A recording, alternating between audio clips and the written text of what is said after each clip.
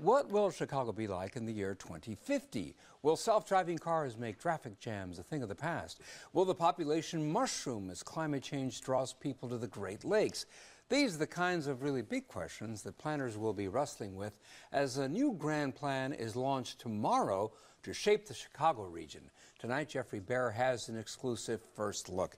Geoffrey, good to see you again, but it sounds like the new plan is following in the steps of Daniel Burnham. Yes, Daniel Burnham, who famously said, "Make no little plans, they have no magic to stir men's blood."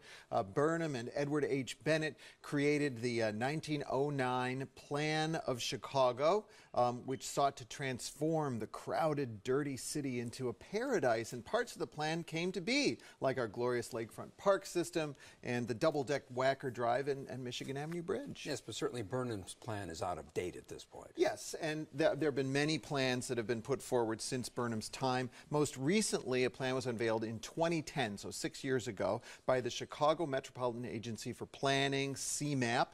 It was called Go to 2040, and some parts of that plan are already underway, or at least on the drawing board. For example, completing the Elgin-O'Hare Expressway, which currently doesn't get you to Elgin or O'Hare, extending the CTA's red line, maybe as far south as the city limits. Most importantly, CMAP points to nearly 200 collaborations with local municipalities to help them create plans to align with the bigger regional plan. Just one example we're looking at here is a plan to redevelop the Fox River in Algonquin and Carpentersville. But Phil, that's also 6 years ago. The new plan, which will be launched tomorrow, takes another 10 years into the future. And tonight we are revealing the name of the new plan for the first time. We've been given an exclusive to do this, so remember the old plan was called Go to 2040. CMAP didn't want to just call the next one Go to 2050, so drum roll, the new plan is called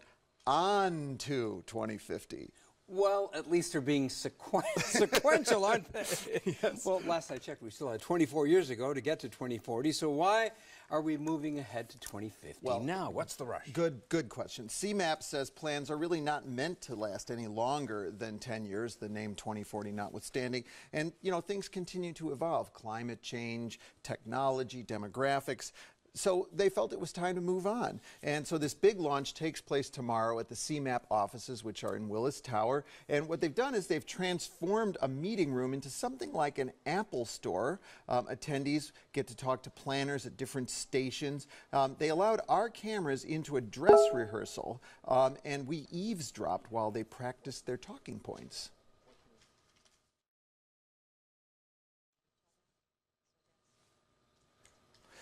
Well, we don't have that audio, but there they are practicing their talking points. It's not a plan that's being launched tomorrow. It's the start of a process that Executive Director Joseph Sabo told me is designed to gather input from all of us.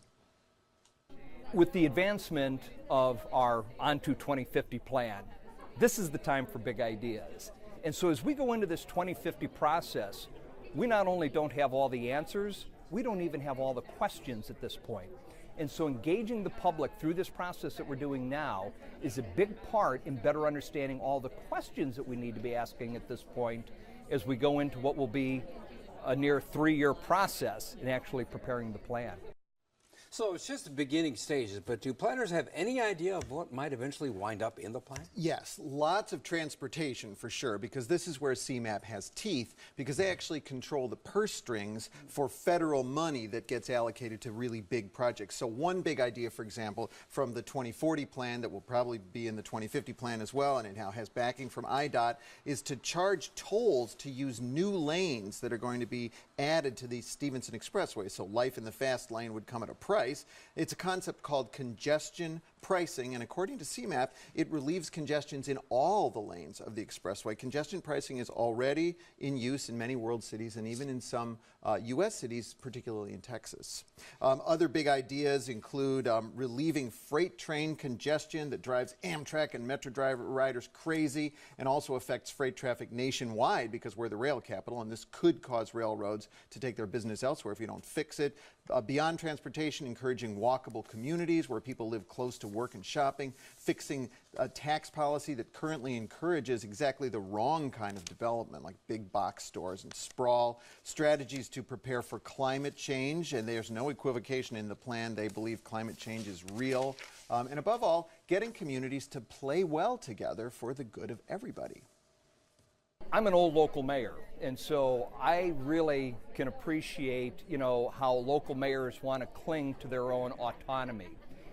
So I envision a strong region, where there is less concern about the borders between the city of Chicago and the suburbs, where, collectively we're working together. Geoffrey, how likely is it that these things will actually come to pass, say, in our lifetimes? Well, conveniently, the former head of the Chicago Metropolitan Agency for Planning, Randy Blankenhorn, is now Governor Rauner's Secretary of Transportation, so there's a hope that some of this will get traction in Springfield if we ever get a budget.